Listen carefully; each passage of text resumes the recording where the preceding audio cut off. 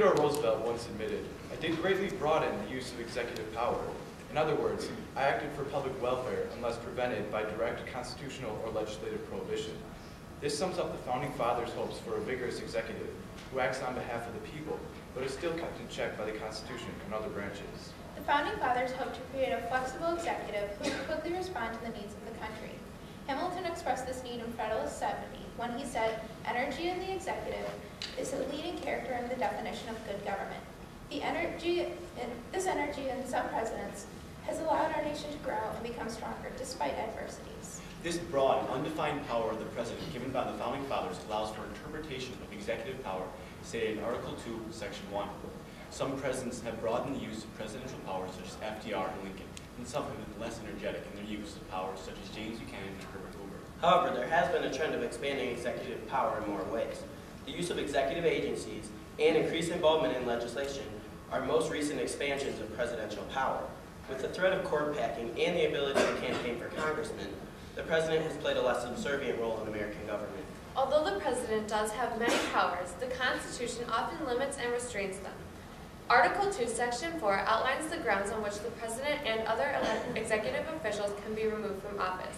As government has progressed, the federal power has risen beyond the wishes of the Founding Fathers. The necessity to amend the Constitution in order to limit the President has become evident.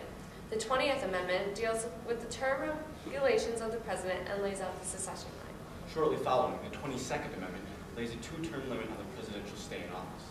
The President's powers are also restricted by the Constitution through an oath laid out in Article 2, Section 1, Clause 8, which forces him, to the best of his ability, to preserve, protect, and defend the Constitution of the United States. Congress and the judiciary do have the responsibility of limiting the presidency. This can be seen even in the Magna Carta with the idea of rule of law. Based on this principle, no member of society, ruler included, is permitted to break the law.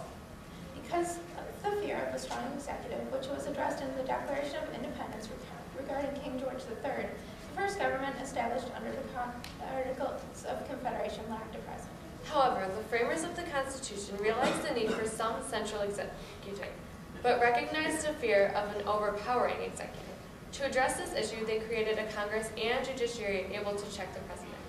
The judiciary is one part of government responsible for checking and balancing the actions taken by a president who expands the power of the executive. The courts use judicial review, or the ability to declare laws unconstitutional by interpreting the Constitution in order to condemn or allow executive action. The idea of separation of powers as outlined in the Constitution was reinforced in Clinton v. City of New York. This case held that the use of a line-item veto by the President violated the presentment clause of the Constitution, which outlines how a bill becomes a law. It was ruled that the Constitution does not allow the President to enact laws which have been not reviewed by both chambers of Congress. Congress also has the ability to check the power of the executive. Arguably, the most important check on the president is Congress's power of impeachment. The House of Representatives must vote to impeach the official, who is then put on trial by the Senate. Congress also has the ability to declare war, which is a check on the executive, who is commander-in-chief. It is important for the President to have the support of Congress because Congress controls the budget and can refuse to fund a military action. There has been no formal declaration of war since World War II, but presidents have continued to direct the military in conflicts known as police actions, which include the Korean and Vietnam conflicts. Although once expressed in Federalist 70 that a vigorous executive is inconsistent with the genius of Republican government, we have seen that a vigorous executive can help the country in times of need. In times of peace, however, a vigorous executive is not always necessary for a prospering nation. This concludes our statement, and we're ready for your questions.